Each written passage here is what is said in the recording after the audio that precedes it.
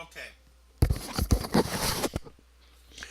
So, do we have any questions out there? I know this is kind of a complicated subject, but uh, any questions?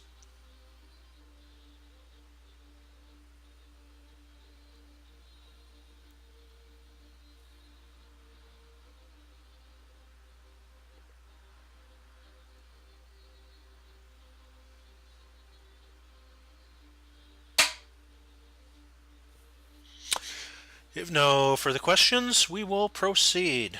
Okay.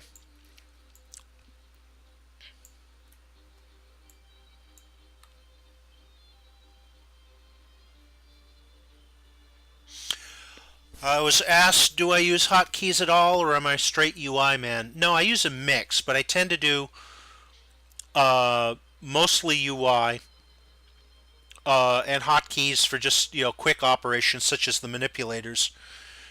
Q for select, W for move, uh, oops, E for rotate, R for scale.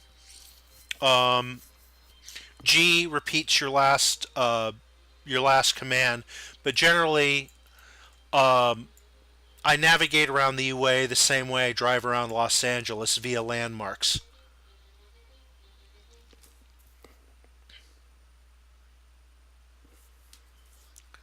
So even though a single projection of an object gave us a lot of distortions, it did give us a fairly good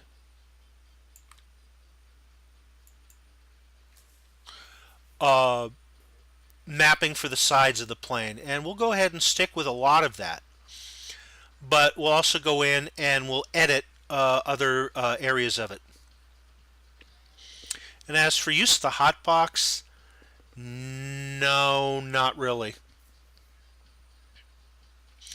I started using Maya in 2005 with I think Maya 4 and 4.5. And this is Maya technically 10 now. Well, this is Maya 2010. I have 2013 installed, but Maya 2013 is kind of useless for Second Life. That's what I use it on my court case gigs.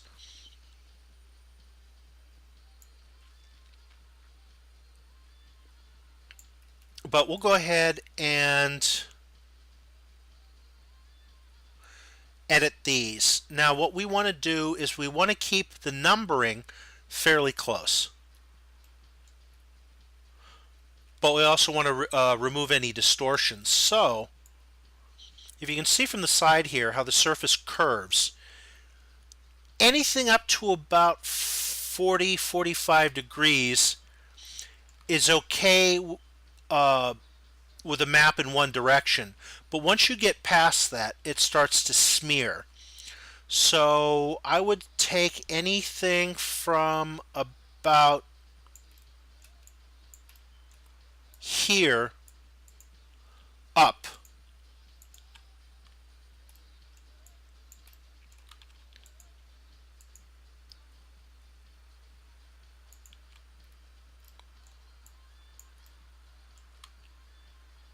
And I'm not going to do this as part of this because I want to break these out as separate pieces because when the model's finished, this will slide out this way towards the back, and this will slide over this piece. This will be part of the fuselage, and these will be broken out as separate pieces.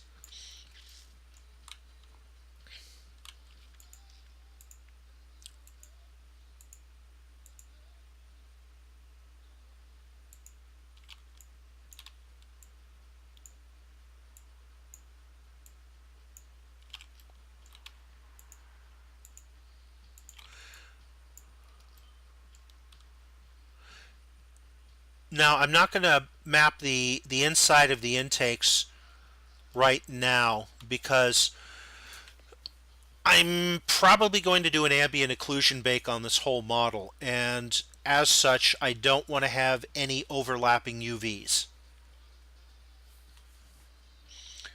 So I will do the top of the intake.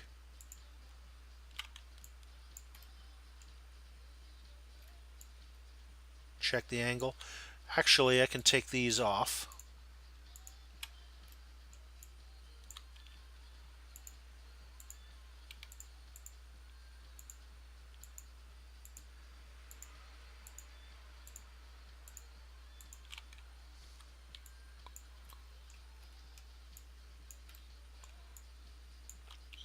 And just for giggles, I'm going to do these as well because there's a trick I'll just show you in a second. Now, on the real plane, it's very asymmetric here. There's a long straight fillet and then there's a short curved one here because it's allowing the propeller to push the air through the oil cooler here. This is the radiator down here.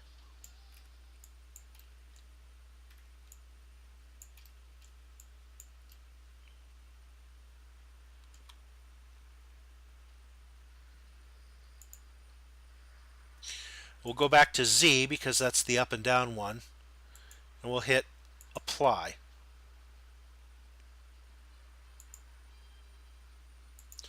And going back into the texture editor, you can see how it filled up just about everything.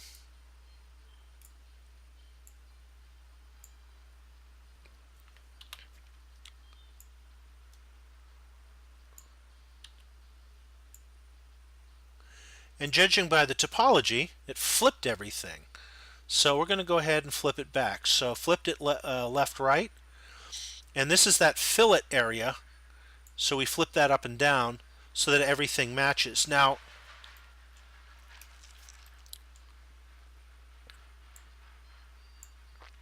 we'll pull this down roughly center.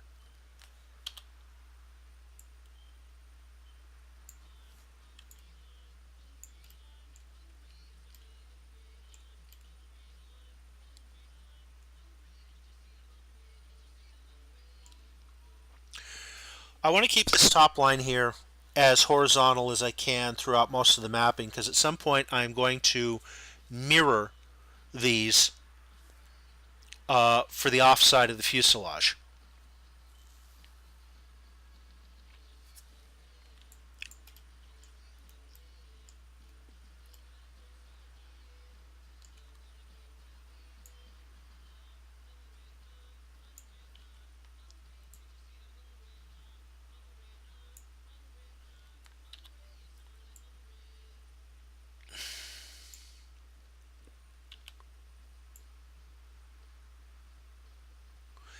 Now, I want to keep the orientation fairly close. I might actually stitch some of this together, but looking at it, I'm thinking, no, I just want to keep it oriented. It will be easier to paint, but not the easiest, but I want to eliminate distortions above all because I'm going to have a lot of novices painting this. So I'm going to double check how square my squares are, and well, they aren't that square. So let's play until they look square.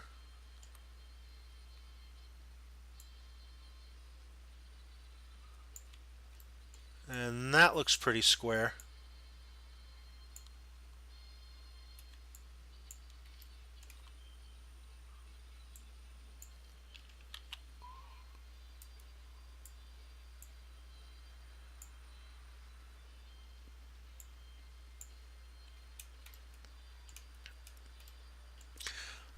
But to make things logical, I want to line these grid squares up somewhat.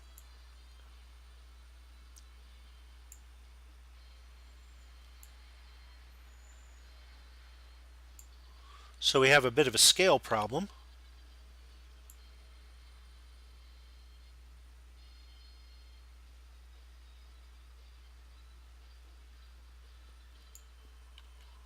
We just keep nudging it until everything lines up. Does that line up all over? Close.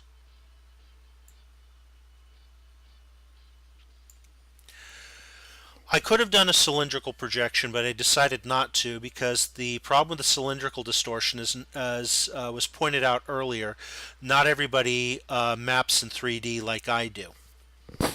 I'm just used to it. And Maya doesn't have what's called box projection like 3D Studio Max does. And with box projection, you would put your object in and it would break everything out into 6 projection maps. And then you could go in and stitch.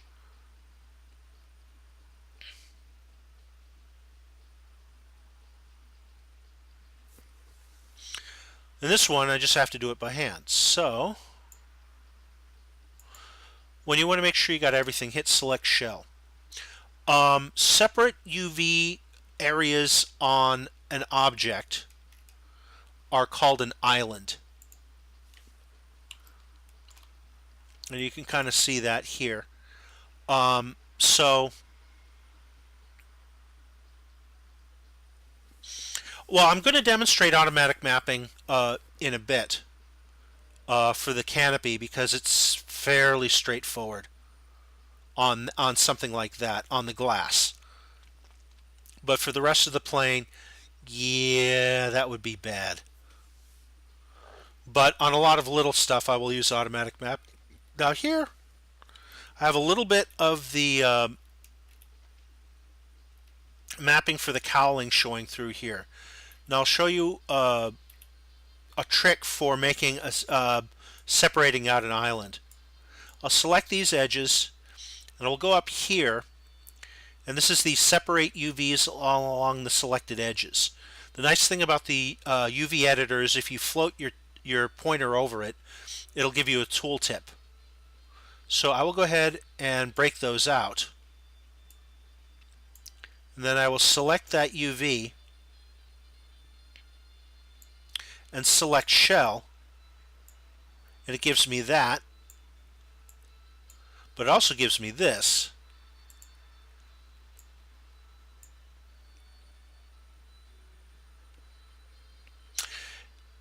And a lot of times you're going to be going down to just fiddling with individual faces to get them just right. So because of this here, I'm thinking that's the center.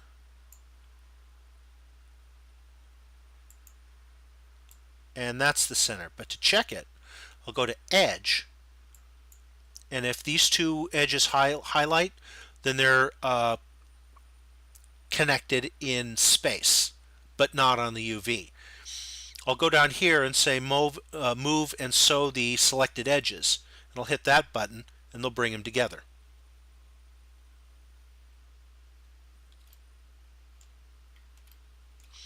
Now I want to bring out some of the space on this line here.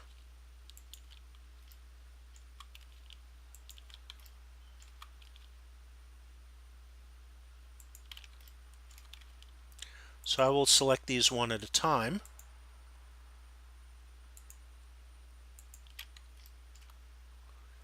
And move them out so that everybody can see everything.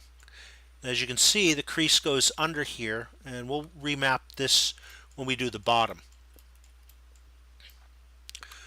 But since this island was supposed to be here because I didn't deselect it,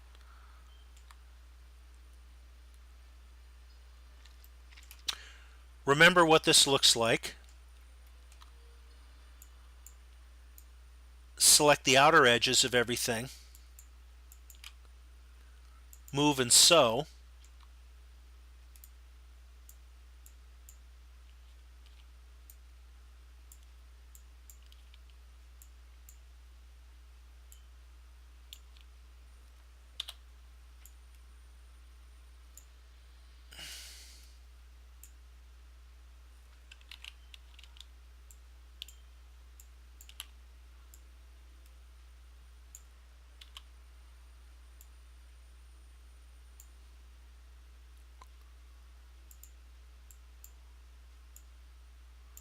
and clean everything up.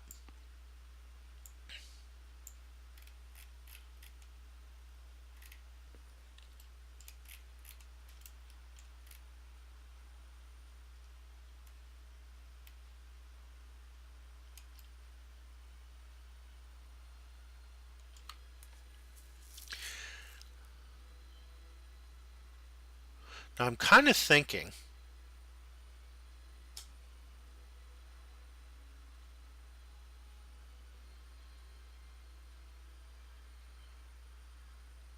that's a good hint. Rio suggests I usually vertex selection in the UV editor and then convert to UVs. And that's another way of selecting things.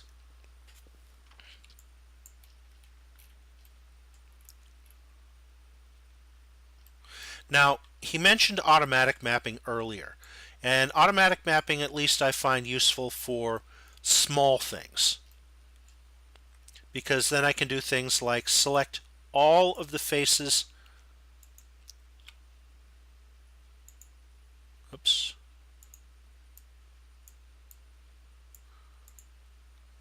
Let's say all the faces for the back of the oil cooler.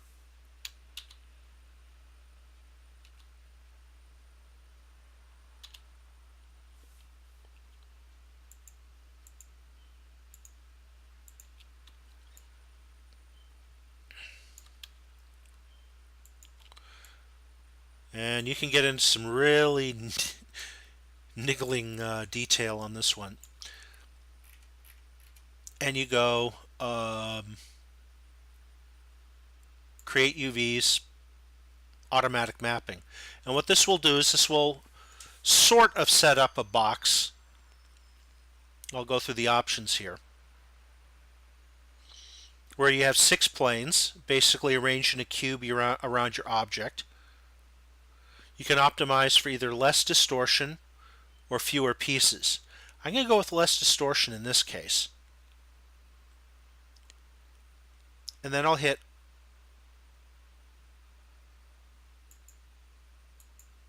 project. But as you can see, it tries to fill the bounding box with all the pieces. So I'm going to go ahead and move these out of the way because I want to work on them separately for the moment. And as you can see, it has a much higher pixel density.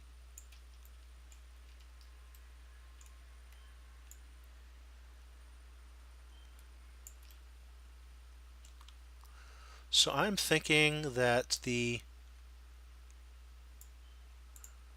object I want to work on, yes, is that.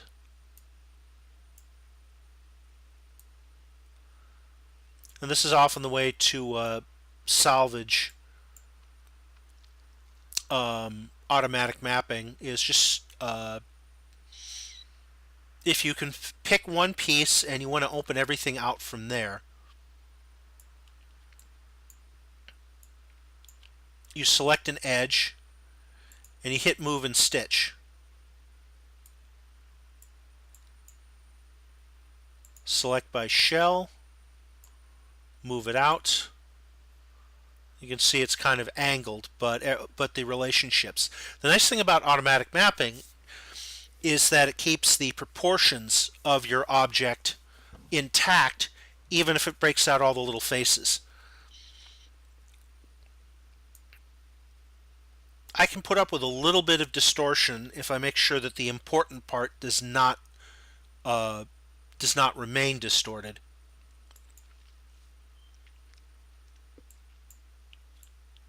And then once I have everything stitched together,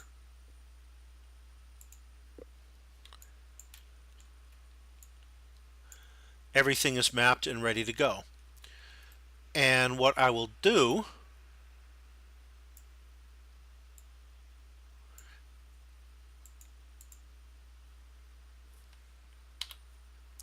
is set the orientation to something logical, and then move the UVs around so that the map is straight. because this is going to be, I think, covered with a grid.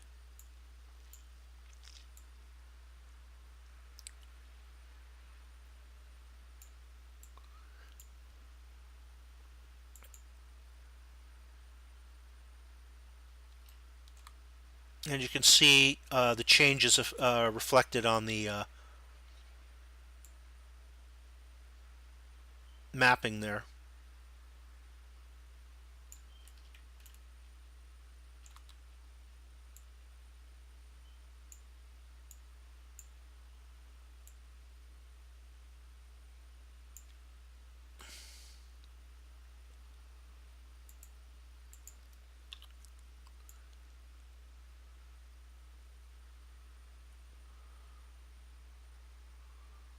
Squares look square. Okay, and once everything's set there, I'll make it proportionately tiny and move it roughly where it occurs on the airplane so that similar areas will receive similar paint.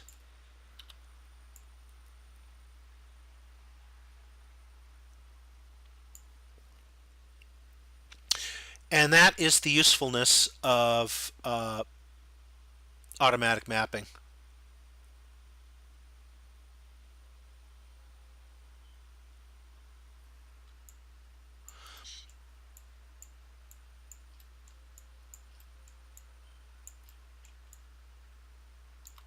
And we'll do the same for the other end of the oil filter, the intake.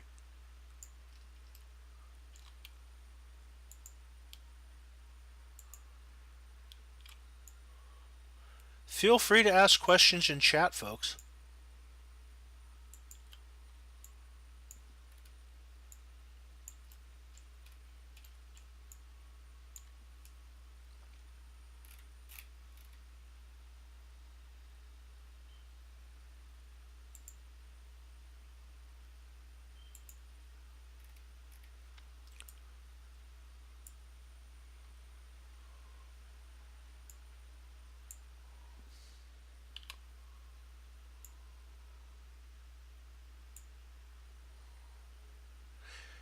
And I can tell that this is oriented correctly.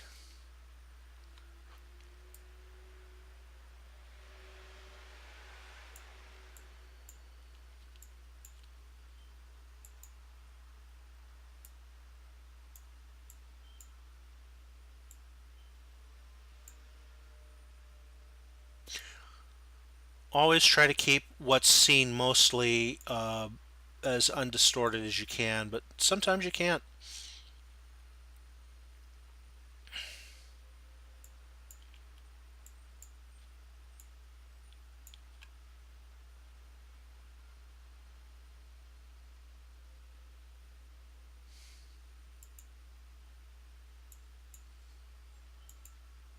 The important part is going to be the grid, because that is going to be the different pattern you're going to see. Everything else will probably be just fairly low detail, greens or tans for the tropical.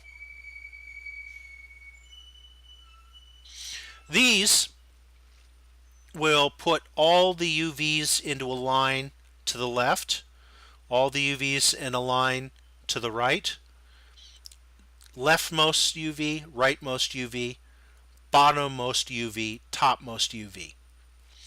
I go over it in the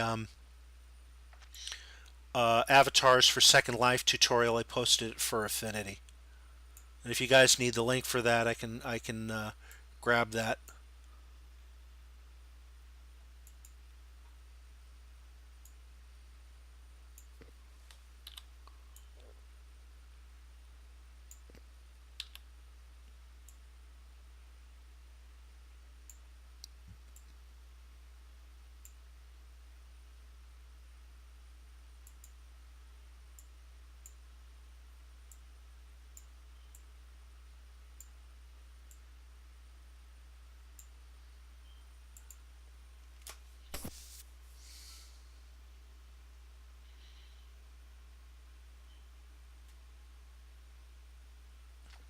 Like I said, my uh, UV mapping is my least favorite task in all of 3D modeling. If I could hand it off to a uh, migrant farm worker, I would, but I can't.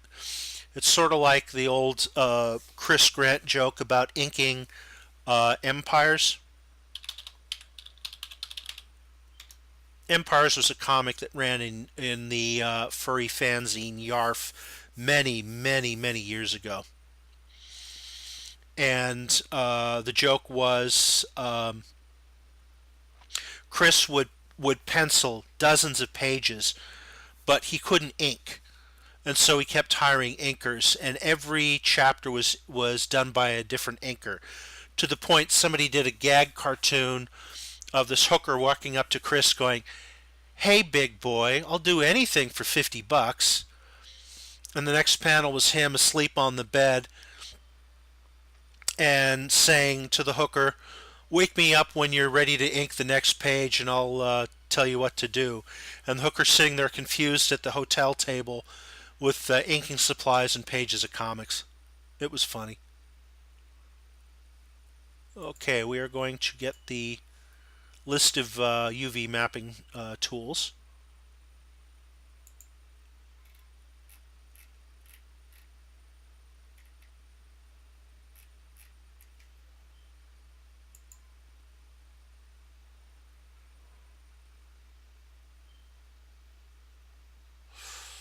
Wow, I really slowed my net down streaming, didn't I?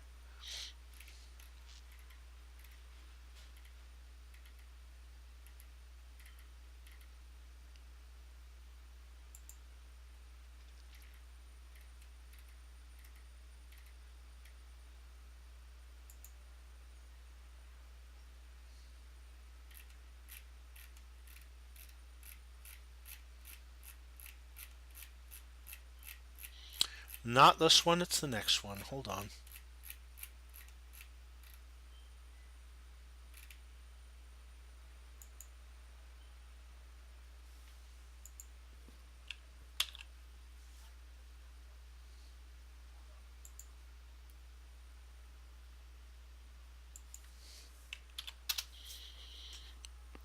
There's the link.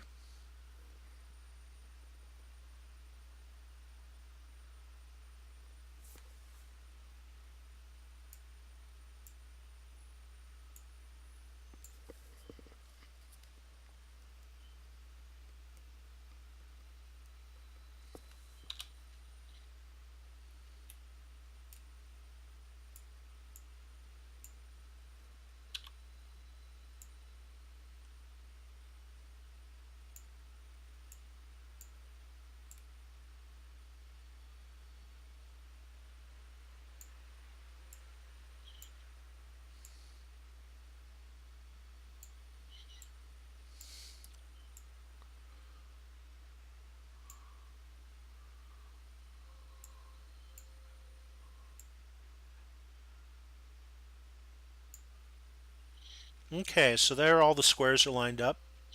Everything looks duckies and bunnies, so I'll go ahead and shrink that down and place it where it should be near on the aircraft.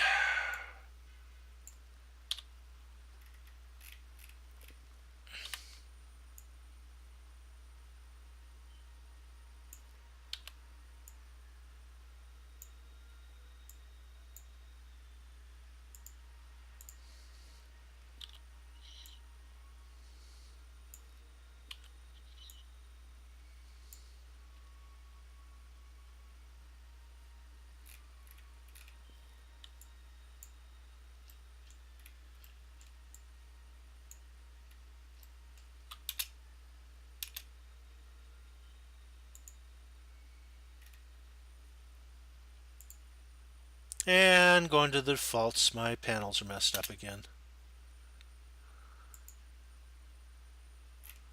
Joy, joy, joy.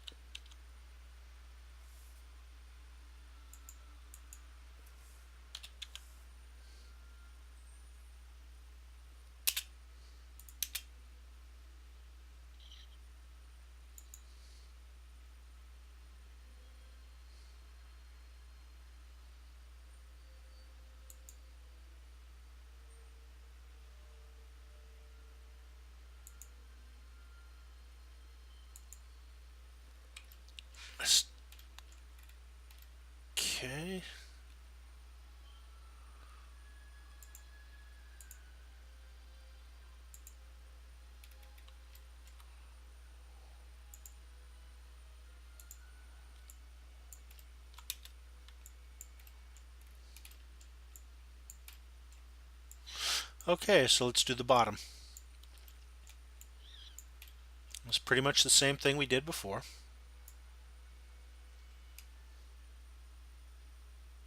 Just more faces. Ah, good point. I should probably save now.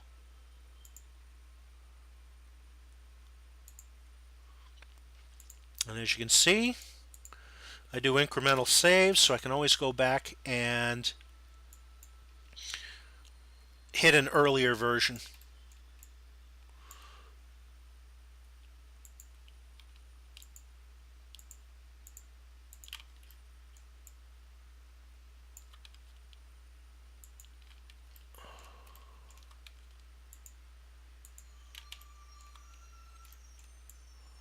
See, is that more than 45 degrees?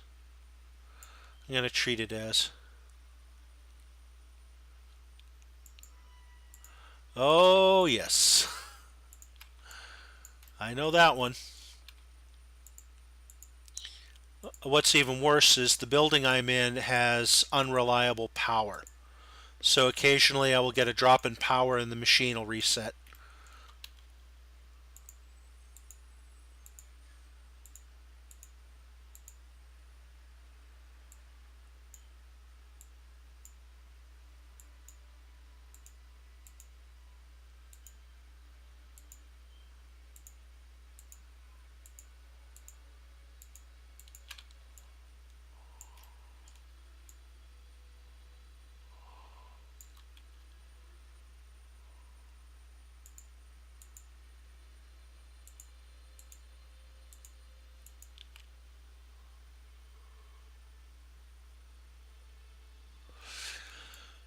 I'm in exactly the same situation, and I'm still waiting for my UPS to get shipped.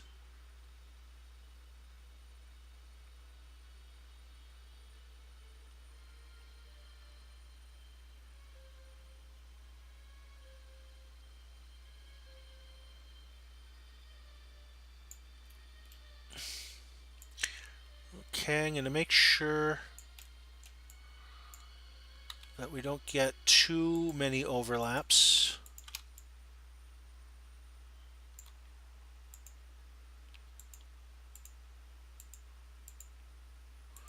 But we can fix those when they show up in the mapping.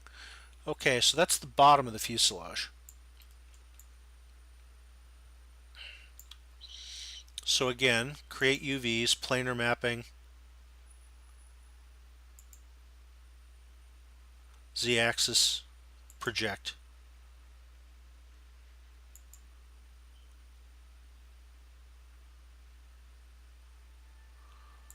And check the edits.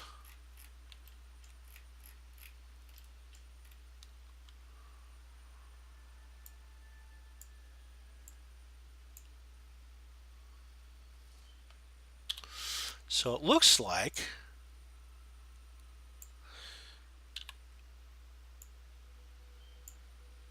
it's just flipped in one direction, so we'll just flip it back.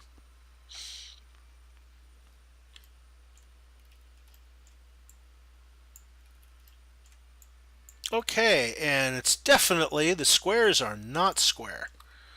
So we'll go ahead and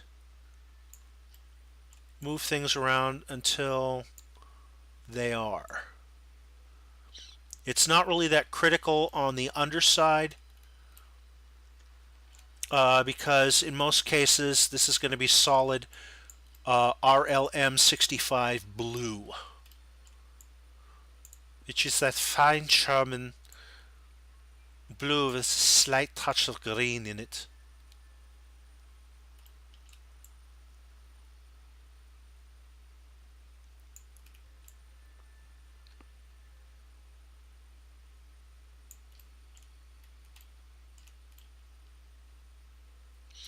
Okay, lines look straight. Now we'll just have to scale things down until the squares are about the right size all around.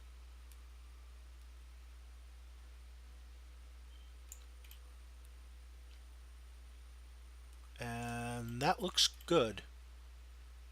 Actually, that looks pretty damn good.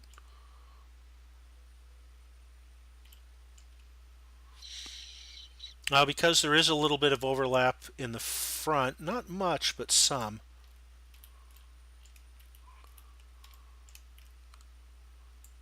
I'm going to select that island and move it out so it's not overlapping anymore. And I will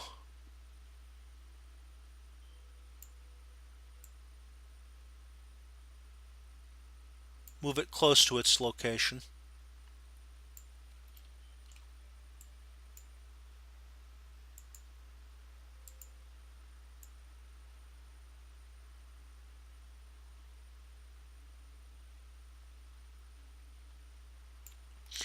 Now here's a little trick I'm going to do to make sure everything here matches up. These are the inside of the scoop on both sides, and those are going to be pulled out and mapped differently later. Select those edges and stitch them together. Actually, I want to use the other tool, which is the sews without moving the islands. So you get them close, and that just sews them together. And as you can see, it gets rid of the seam there pretty nicely.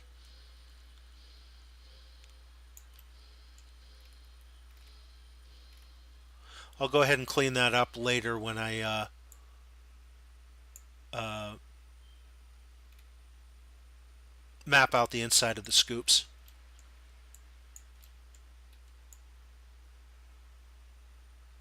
Okay, I don't have to do much on the bottom there, except I did miss a piece.